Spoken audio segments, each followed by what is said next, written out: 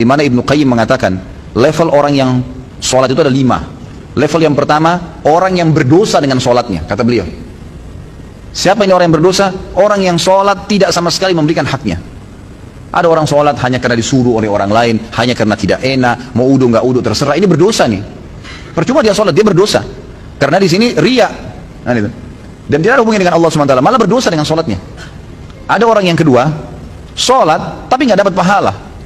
Dia tahu diperintahkan semua tapi tidak dapat pahala, karena dari awal takbir sampai salam semuanya menghayal. Ini orang yang percuma, nggak ada pahalanya. Masuk dalam sabda Nabi SAW, ada orang ya, yang hari kiamat diremuk-remuk sholatnya seperti pakaian kotor lalu dilemparkan ke wajahnya. Karena dari takbir sampai salam nggak ngerti apa yang dia lakukan. Untuk apa sholat kalau begitu?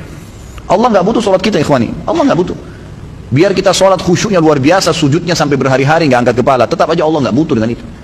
Kata Nabi SAW dalam hadis qudsi, Allah SWT berfirman, wahai anak Adam, apapun yang kau kerjakan tidak akan bermanfaat bagiku dan aku akan kembalikan kepadamu. Itu amal kalian yang akan bermanfaat buat kalian sendiri, tidak ada manfaatnya buat saya. Kata Allah SWT, hadis qudsi. Ini luar biasa, harus kita faham nih. Ya, tidak boleh salah dalam masalah-masalah seperti ini. Maka kita harus tahu bahwasanya sholat itu kita yang butuh dan bukan Allah Azza wa Jalla. Baik, Abu Sa'id Al-Khudri, Ibnu Qayyim mengatakan tadi orang yang kedua adalah orang yang tidak dapat pahala sama sekali. Yang ketiga, orang yang dapat pahala. Dapat pahala, tapi pahalanya pas-pasan. Ini sesuai dengan sabda Nabi SAW. Ada orang yang sholat tidak akan mendapatkan kecuali setengah pahala sholatnya. Ada orang yang sholat tidak dapat kecuali 1/10 dari sholatnya. Jadi kecil, ada pahala tapi kecil. Lebih banyak menghayal daripada fokusnya. Yang keempat adalah orang yang sholat berusaha untuk fokus, gitu kan? Tetapi terkadang masih menghayal, masih terlintas. Maka ini lebih dominasi pahala yang dia dapatkan daripada hilangnya pahala. Karena kalau kita lagi baca Al-Quran atau kita lagi baca bacaan sholat, kemudian kita fokus, dapat konsentrasi, ikutin bacanya, dapat pahala terus per hurufnya, gitu kan? Pergerakan juga ada pahalanya. Tapi pada saat kita baca terus kita nggak sadar lagi menghayal, cuma lisan kita karena sudah terbiasa membaca, jadi ngucapin kena rutinitas, itu nggak ada pahalanya, gitu kan? Itu nggak ada pahalanya. Orang yang keempat ini adalah golongan orang yang dapat mayoritas pahala sholatnya, tapi masih ada yang hilang. Bedanya tadi dengan orang yang ketiga, mayoritas pahalanya hilang, cuma sedikit yang didapatkan, gitu kan? Terbalik. Yang kelima, ini yang luar biasa. Orang yang sholat, semuanya dari takbir sampai salam fokus. Bahkan kalau mereka sholat, mereka sudah lupa siapapun yang ada di sekitarnya. Mereka tidak perlu tahu tempat itu di mana mereka berada. Sampai pada tingkat itu. Abu Sa'id Al-Khudri radhiyallahu anhu dikatakan dalam riwayat dan masuk dalam poin yang kelima ini. Jadi bukan jangan antum jatuh, jangan anda katakan, oh susah orang kalau fokus sholat. Itu nggak ada susahnya. Asal dia mau, dia tahu dulu nilainya kadar sholat itu. Abu Sa'id Al-Khudri berkata radhiyallahu anhu, saya pernah disuruh oleh Nabi SAW menjaga pasukan di malam hari, dan Nabi SAW sedang tidur bersama dengan pasukan. Maka saya pun sholat di semak belukar. Pada saat saya lagi sholat, tiba-tiba ada mata-mata musuh dari jauh itu yang memanah ke arah saya dan tepatnya jatuh di jantung saya, di tengah-tengah dadanya jatuh di jantungnya. Dia bilang lalu keluar darah. Tetapi pada saat itu saya sedang sangat menikmati surah Al-Kahfi yang saya baca, sehingga saya tidak merasakan perihnya dan sakitnya anak panah itu. Tetap baca surah Al-Kahfi dengan tenang. Al-Kahfi mengalahkan itu semua, gitu kan? Lalu kemudian dia berkata, mata-mata itu melepaskan lagi anak panah yang kedua. Dilepaskan anak panah kedua, jatuh tepat di sebelahnya anak panah pertama, tergores, keluar darah lagi. Tetap saya masih belum merasakan sakitnya karena nikmatnya membaca surah Al-Kahfi. Sampai musuh itu melepaskan 9 atau 10 anak panah. Sasarannya semua hampir sama, di jantung.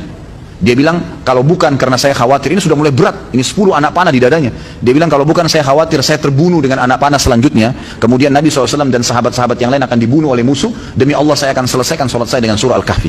Tapi karena saya khawatir itu, maka dia ruku. Dia bilang, waktu saya ruku, kemungkinan mata-mata itu tahu kalau saya manusia, tadi dia ragu. Kemudian dia lari dan tidak jadi menyerang pasukan muslimin. Tapi saksi bahasan kita bukan masalah perangnya. Bagaimana Abu Sa'id Al-Khudri bisa fokus sampai tidak merasakan sakitnya anak panah. Coba nih teman-teman di sini kalau digigit nyamuk, ya. Digigit nyamuk gimana tuh? Jangan kan digigit baru suaranya sudah buyar semua konsentrasinya, gitu kan?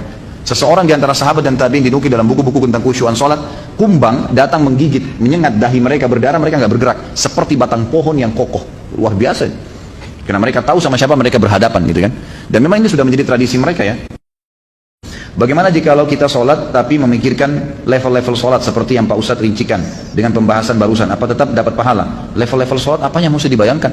Nggak, fokus bacaan saja, nggak usah bayangkan yang lain. Alhamdulillahirrahmanirrahim, fokus ucapan diucapkan, telinga kita mendengar, mata kita dibuka lihat tempat sujud. Udah, renungi maknanya. Kalau nggak ngerti maknanya, maka kita ikutin bacaannya. Alhamdulillahirrahmanirrahim, kita dengar dengan kuping kita, gitu kan? Ar-Rahmanir-Rahim kita dengar. Masa kalau dengar musik bisa konsentrasi, dengar Quran tidak bisa, gitu kan?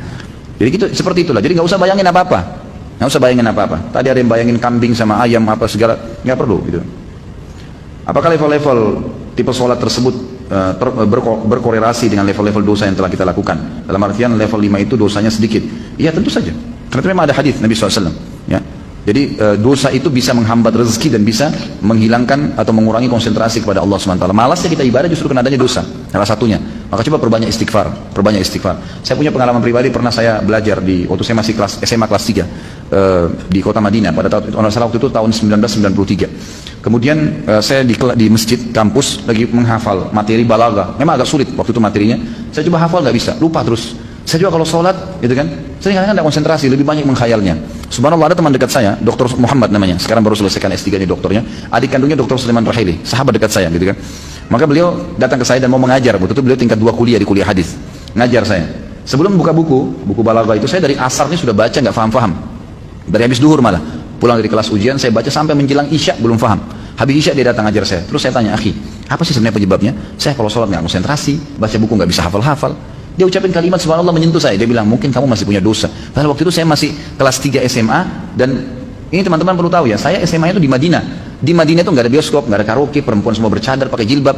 Hiburan kami itu dulu kampus, Masjid Nabawi, gitu kan. Kalaupun kita masuk ke mall, ke pasar-pasar nggak ada musik, beli kebutuhan. Kemudian pulang ke kampus. Nggak ada celah yang kita katakan ada dosa kayak di Indonesia. Orang yang masya Allah SMA-nya di sini luar biasa kemana-mana. Tapi itu saja masih cukup membuat saya tidak bisa khusyuk gitu. Lalu dia bilang, coba akhi, ente istighfar kepada Allah SWT, kemudian coba sholat. Ya, kan? Mungkin tujuan dia waktu itu mengajak untuk sholat taubat ya. Ada hadis Nabi SAW riwayat Abu Dawud dengan sanad hasan.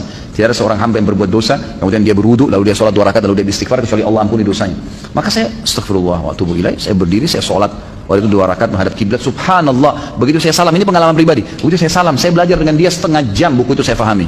Setengah jam buku itu saya paham. Bahkan saya hafal hal-hal yang tidak saya hafal sebelumnya, yang sudah mungkin 6 jam saya belajar, gitu kan. Subhanallah. Saya jadikan patokan, ternyata memang dosa bisa jadi penghambat itu. Maka makin pekah, makin dekat dengan Allah SWT, maka makin berpengaruh kehusyuan tentunya.